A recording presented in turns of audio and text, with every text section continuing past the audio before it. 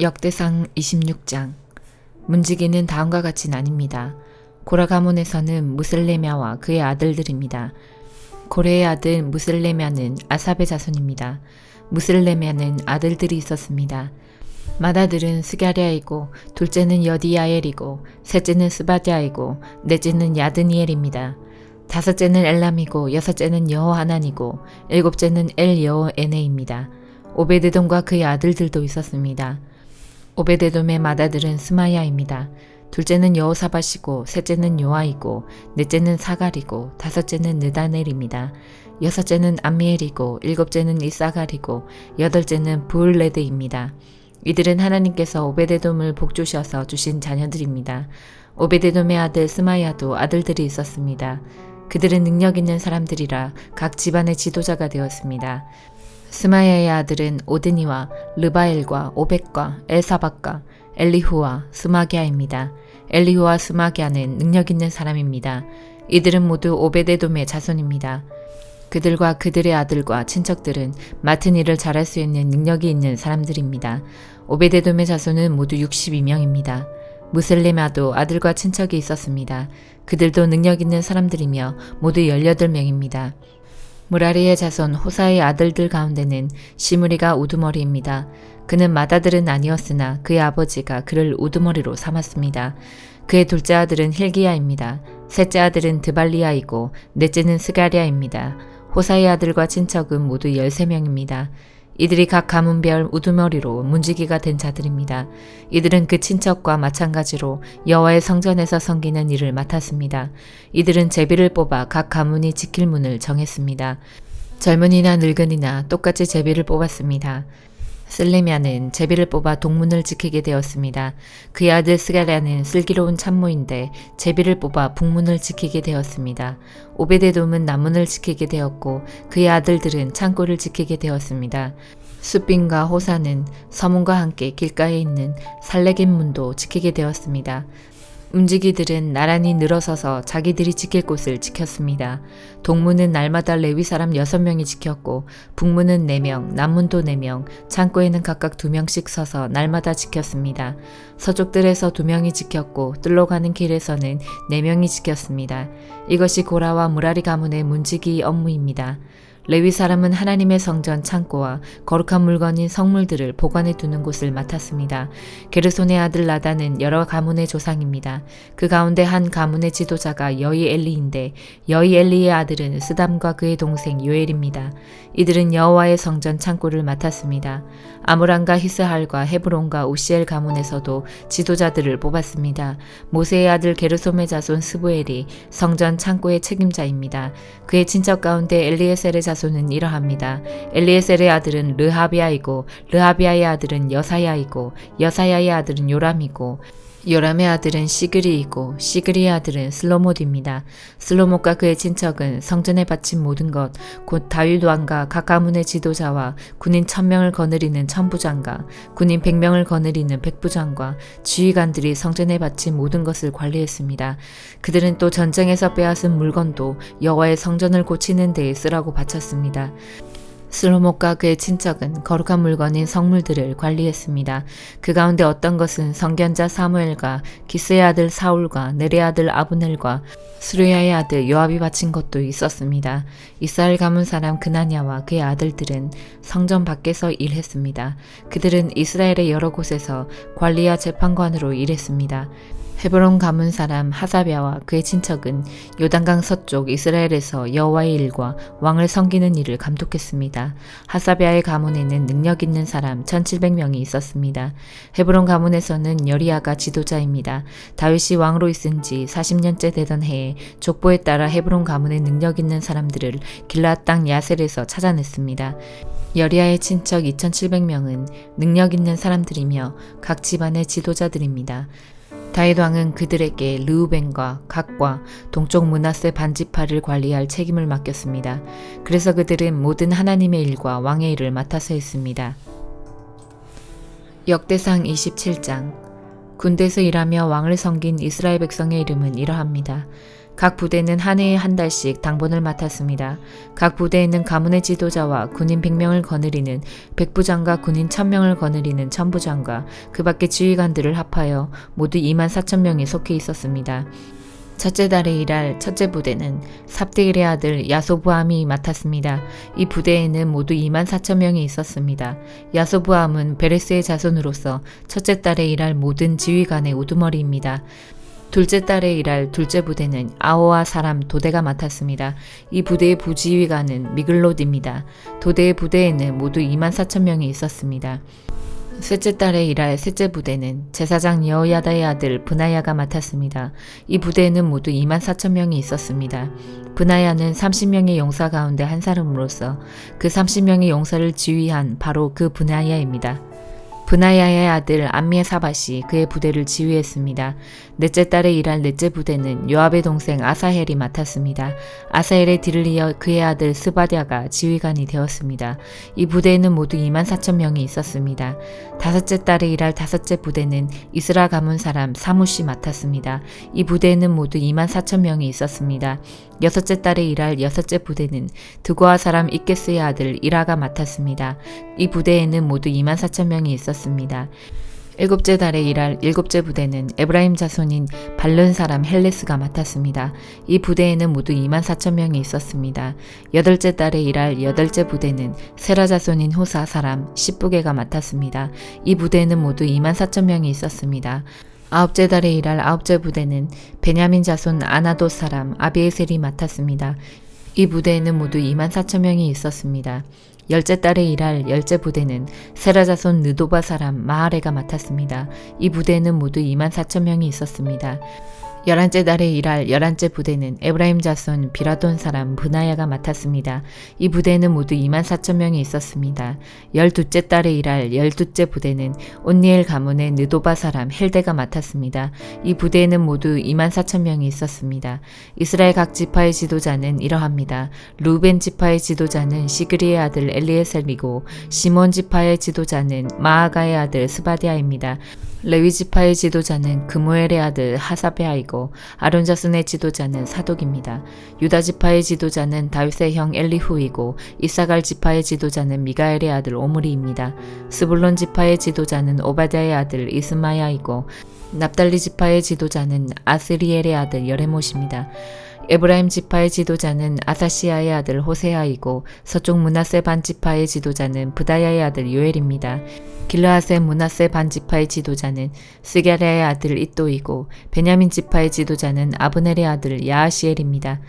단 지파의 지도자는 여로함의 아들 아사렐입니다. 이들이 이스라엘 각 지파의 지도자입니다.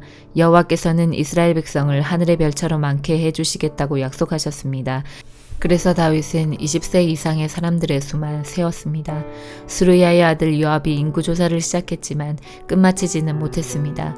이는 백성의 수를 헤아린 일로 하나님께서 이스라엘에게 노하셨기 때문입니다. 그래서 다윗 왕의 통치를 적은 역사책에는 백성의 숫자가 적혀있지 않습니다. 아디엘의 아들 아스마는 왕의 창고를 맡았습니다. 우시아의 아들 요나단은 들과 성과 마을과 요새에 있는 창고를 맡았습니다. 글룹의 아들 에스리는 밭에서 농사짓는 사람들을 맡았습니다. 라마 사람 시므이는 포도밭을 맡았습니다. 스밤 사람 삽디는 포도밭에서 나는 포도주를 저장하는 일을 맡았습니다. 게델 사람 바알 하나는 서쪽 평야의 올리브 나무와 뽕나무를 맡았고 요아스는 기름 창고를 맡았습니다. 사론 사람 시드레는 사론 평야 에서 키우는 소떼를 맡았습니다. 아들레의 아들 사밧은 골짜기의 소떼를 맡았습니다. 이스마엘 사람 오빌은 낙타를 맡았습니다. 메로노 사람 예드야는 나귀를 맡았습니다. 하갈 사람 야시스는 양떼를 맡았습니다. 이들이 다윗 왕의 재산을 관리한 사람들입니다. 다윗의 삼촌 요나단은 다윗의 상담자입니다. 그는 슬기로운 사람이며 율법 선생님입니다. 학모니의 아들 여히엘은 왕자들을 보살폈습니다. 아이도벨은 왕의 조언자입니다. 아렉 사람 후세는 왕의 친구입니다. 여호야다와 아비아달은 아이도벨의 뒤를 이어 왕의 조언자가 되었습니다. 여호야다는 브나야의 아들입니다. 요압은 왕의 군대 사령관입니다. 베드로후서 1장. 예수 그리스도의 종이며 사도인 시몬 베드로는 우리와 같이 소중한 믿음을 받은 여러분에게 이 편지를 씁니다. 여러분은 우리 하나님과 구주 예수 그리스도의 의로우심을 힘입어 이 믿음을 받았습니다. 하나님과 우리 주 예수님을 더 깊이 알므로써 은혜와 평안이 여러분에게 더욱 넘치기를 기도합니다. 그리스도께서는 하나님의 능력으로 우리가 하나님을 섬기며 살아가는 데 필요한 모든 것을 허락해 주셨습니다. 이 모든 것은 우리가 그분을 알 때에 받게 되는 것입니다.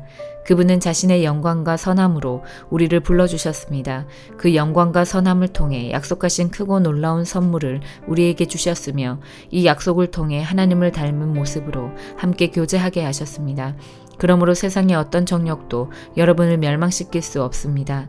그러므로 이러한 복을 받은 여러분은 열심히 여러분의 생활 가운데 믿음의 덕을, 덕의 지식을, 지식의 절제를, 절제의 인내를, 인내의 경건을, 경건의 형제 우애를, 형제 우애의 사랑을 더하십시오. 이 모든 것이 여러분의 삶 가운데서 자라난다면 여러분을 유익하고 쓸모있는 사람으로 만들어줄 것입니다. 또한 우리 주 예수 그리스도를 아는 지식이 여러분의 삶을 더욱 풍성하게 해줄 것입니다. 그러나 이런 것을 갖추지 못한 자는 앞 못 보는 사람과 같으며 과거의 더러운 죄로부터 깨끗함을 받은 사실을 잊은 사람들입니다. 형제 여러분, 하나님께서는 여러분을 부르시고 하나님의 백성으로 선택하셨습니다. 여러분은 자신이 하나님께 선택받은 백성임을 남들이 알 수 있도록 힘써야 합니다. 이렇게 할 때 여러분은 결코 넘어지지 않으며 우리 주님이시며 구원자이신 예수 그리스도의 영원한 나라에서 최고의 환영을 받게 될 것입니다. 여러분이 이 모든 것을 다 알고 있고 또 진리 안에 굳게 서 있지만 한 번 더 여러분의 기억을 일깨워주고 싶습니다. 내가 이 세상에 살아있는 동안 여러분에게 이렇게 하는 것이 옳다고 생각합니다. 나는 이제 곧 육신을 떠나야 함을 알고 있습니다. 우리 주 예수 그리스도께서 내게 그것을 알려주셨습니다. 내가 할 수 있는 한 몇 번이고 여러분이 이것들을 기억할 수 있도록 힘쓸 것입니다. 내가 이 세상을 떠난 후에도 여러분이 이 사실들을 기억하기를 진심으로 원합니다. 우리는 주 예수 그리스도가 영광 가운데 오신 것을 여러분에게 전했습니다. 그것은 누군가가 지어낸 근사한 이야기가 결코 아닙니다. 우리는 그분의 위엄 있는 모습을 우리 눈으로 직접 보았습니다. 장엄한 영광 가운데 하나님의 음성이 들렸습니다. 이는 내 사랑하는 아들이며 내가 그로 인해 무척 기쁘다. 그 순간 예수 그리스도는 영광과 존귀를 받으셨습니다. 우리는 그 음성을 똑똑히 들었습니다. 거룩한 산에서 예수님과 함께 있었을 때 들은 그 음성은 분명히 하늘로부터 울려온 것이었습니다. 이렇게 해서 우리는 예언자들이 전한 말씀을 보다 확실히 믿게 되었습니다. 여러분도 그 말씀을 가까이 하고 따르는 것이 유익할 것입니다. 그들이 전해준 말씀은 어두움을 환히 밝혀주는 빛과도 같은 것입니다. 그 빛은 여러분의 마음 가운데 동이 트고 아침 샛별이 환히 떠오를 때까지 여러분의 마음을 밝혀줄 것입니다. 그러므로 분명히 이 사실을 기억하십시오. 어떠한 예언의 말씀도 예언자가 마음대로 해석해서 기록한 것이 아니며 사람의 뜻대로 말하고 싶은 것을 적어 놓은 것도 아닙니다. 그들은 성령의 감동을 받아 하나님의 말씀을 적어 놓았습니다. 미가 4장. 그날이 오면 여호와의 성전이 서 있는 산은 모두 언덕 위에 높이 솟아 산들 가운데 가장 중요하게 될 것이며 모든 나라의 민족들이 그곳으로 몰려올 것이다. 많은 민족들이 와서 말하기를 자 여호와의 산으로 올라가자. 야곱의 하나님의 성전으로 올라가자. 하나님께서 그의 길을 우리에게 가르쳐 주실 것이니 우리가 그의 길을 따르자라고 할 것이다. 왜냐하면 주의 가르침이 시온에서 나오며 여호와의 말씀이 예루살렘에서 나오기 때문이다. 주께서 나라들 사이에 다툼을 판단하시고 멀리 떨어진 강한 나라들을 꾸짖으실 것이니 나라마다 칼을 쟁기로 만들고 창을 낫으로 만들 것이다. 다시는 나라들이 서로 싸우지 않으며 전쟁 연습도 하지 않을 것이다. 사람마다 자기 포도나무와 무화과 나무 아래 앉을 것이다. 아무도 그들을 두려움에 빠뜨리지 않을 것이니 이는 만군의 여호와께서 말씀하셨기 때문이다. 다른 모든 민족은 각기 자기 신을 따를 것이나 우리는 우리 하나님 여호와의 이름을 영원토록 따를 것이다. 여호와의 말씀이다. 그날이 오면 저는 사람을 내게로 불러 모으고 쫓겨나고 상처 입은 사람을 다시 데려오겠다. 내가 저는 사람을 살려주고 쫓겨난 자들이 강한 나라를 세우도록 해주겠다. 나 여호와가 영원토록 시온산에서 그들의 왕이 될 것이다. 너 양떼의 망대와 같은 굳건한 예루살렘아, 너는 옛날처럼 다시 나라가 될 것이다. 왕의 권세가 다시 너에게로 올 것이다. 어찌하여 너희가 그렇게 큰 소리로 우느냐? 너희 가운데 왕이 없느냐? 너희 지도자가 없어졌느냐? 그래서 아이를 낳는 여자처럼 몸부림치느냐? 시온의 백성아, 아이를 낳는 여자처럼 몸부림치고 소리쳐라. 이제 너희는 이 성을 떠나 들에서 살아야 한다. 너희는 바빌론으로 끌려갈 것이나 그곳에서 구원받을 것이다. 여호와께서 그곳으로 가셔서 원수의 손에서 너희를 건지실 것이다. 이제 많은 나라들이 너희를 치러 왔다. 그들이 말하기를 시온을 멸망시키자, 시온을 무너뜨린 것을 자랑하자고 한다. 그러나 그들은 여호와께서 무엇을 생각하고 계신지 모르고 있다. 주의 계획을 깨닫지 못하고 있다. 여호와께서는 타작마당 위에 곡식단을 타작하듯 그들을 치실 것이다. 시온의 딸들아, 일어나 그들을 쳐라. 내가 너희를 셋불을 가진 것처럼 강하게 해주겠다. 노쇠굽을 가진 것처럼 굳세게 해주겠다. 너희가 여러 나라를 쳐서 산산조각 낼 것이며 그들의 재산을 내게로 가져올 것이다. 그들의 보물을 온 땅의 주인인 내게 가져올 것이다. 누가복음 13장. 어떤 사람들이 예수님께 와서 빌라도가 갈릴리 사람들을 죽여 그 피가 저희에 드릴 희생 제물과 디번복이 되었다는 소식을 전해 주었습니다. 예수님께서는 그들에게 대답하셨습니다. 너희는 이 갈릴리 사람들이 이런 고난을 당했다고 해서 다른 갈릴리 사람들보다 더 큰 죄인이라고 생각하느냐? 그렇지 않다. 내가 너희에게 말한다. 너희도 회개하지 않으면 이와 같이 망할 것이다. 또 실로암 탑이 무너져 죽은 18명의 사람들이 예루살렘에 사는 다른 모든 사람보다 더 악한 죄인이라고 생각하느냐? 그렇지 않다. 내가 너희에게 말한다. 너희도 회개하지 않으면 이와 같이 망할 것이다. 예수님께서 이런 비유를 말씀하셨습니다. 어떤 사람이 무화과 나무 한 그루를 자신의 포도밭에 심었다. 그는 이 나무에서 열매를 얻으려고 왔으나 아무것도 찾지 못했다. 그 사람이 포도원을 돌보는 종에게 말했다.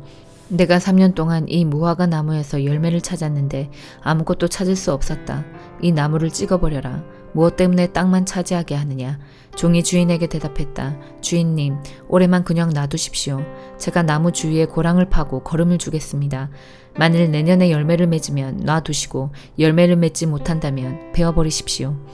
예수님께서 안식일에 어느 한 회당에서 가르치고 계셨습니다. 거기에 18년 동안 병마에 시달린 여자가 있었습니다. 그는 허리가 굽어서 몸을 조금도 펼 수 없었습니다. 예수님께서 그 여자를 보시고 가까이 불러 말씀하셨습니다. 여자여, 네가 병에서 해방되었다. 예수님께서 그에게 손을 얹으시자 그 즉시 여인이 똑바로 일어서서 하나님을 찬양하였습니다. 예수님께서 안식일에 병을 고치셨기 때문에 회당장이 화가 나서 사람들에게 말했습니다. 일하는 날이 6일이 있습니다. 이런 날에 와서 병을 치료받으십시오. 안식일에는 안 됩니다. 주님께서 대답하셨습니다. 위선자들아, 너희는 안식일에 손한 나귀를 외양간에서 풀어내어 끌고 가서 물을 마시게 하지 않느냐. 그런데 이 여자는 아브라함의 딸로서 18년 동안 사탄에 매어 있었다. 안식일에 이 사람의 매임을 풀어주어야 하지 않겠느냐. 예수님께서 이 말씀을 하시자 예수님을 반대하던 사람들이 모두 부끄러워했고 모든 사람들은 예수님께서 행하신 영광스러운 일을 보고 기뻐했습니다. 예수님께서 말씀하셨습니다. 하나님 나라는 무엇과 같으며 무엇에 비교할 수 있을까? 하나님 나라는 어떤 사람이 자신의 밭에 가지고 가서 뿌린 겨자씨와 같다. 그 씨가 자라고 나무가 되어서 공중의 새들이 그 가지에 둥지를 틀었다. 예수님께서 또 말씀하셨습니다. 하나님 나라를 무엇에 비교할 수 있을까? 하나님 나라는 마치 누룩과 같다. 어떤 여자가 이것을 가져다가 밀가루 3말에 섞으니 전체가 부풀게 되었다. 예수님께서 예루살렘으로 향하여 가시던 중 각 도시와 마을을 두루 지나셨습니다. 어떤 사람이 예수님께 물었습니다. 주님, 구원받을 사람은 적습니까? 그러자 예수님께서 말씀하셨습니다. 좁은 문으로 들어가려고 힘써라. 내가 너희에게 말한다. 많은 사람들이 그곳으로 들어가려고 하지만 들어갈 수 없을 것이다. 일단 집주인이 일어나서 문을 닫아버리면 너희가 밖에 서서 문을 두드리며 주인님 문을 열어주십시오 하고 말할 것이다. 그러면 그가 대답할 것이다. 나는 너희가 도대체 어디서 온 사람들인지 모른다. 그때에 너희가 이렇게 말할 것이다. 저희는 주님 앞에서 먹고 마셨으며 주님께서는 저희를 길거리에서 가르치셨습니다. 그러나 주인이 말할 것이다. 내가 너희에게 말한다. 나는 너희가 어디에서 왔는지 모른다. 악을 행하는 자여 썩 물러가거라. 아브라함과 이삭과 야곱과 그리고 모든 예언자들이 하나님 나라에 있는데 너희만 밖으로 쫓겨난 것을 볼 때에 너희가 슬피 울며 이를 갈 것이다. 사람들이 동서남북 사방으로부터 와서 하나님 나라의 잔치자리에 앉을 것이다. 보아라, 꼴찌가 첫째가 되고 첫째가 꼴찌가 될 사람도 있다.